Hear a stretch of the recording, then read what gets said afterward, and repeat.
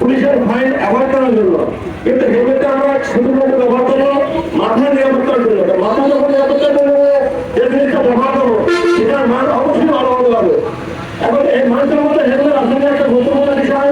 শুধু traffic fine avoid করার জন্য আমরা হেলমেট ব্যবহার করবো না, আমরা অ্যাভয়েড করবো, আমরা ব্যবহার করবো আমার নিজের জীবনকে বাঁচানোর জন্য, আমার নিজেকে নিরাপদ রাখার জন্য। নিরাপদ আমরা রাস্তা চলাচল করে সবাই আমাদের নিরাপদ চলাচল করতে পারে এবং যারা চালক শ্রেণী আছে বা শ্রেণী আছে গাড়ির সামনে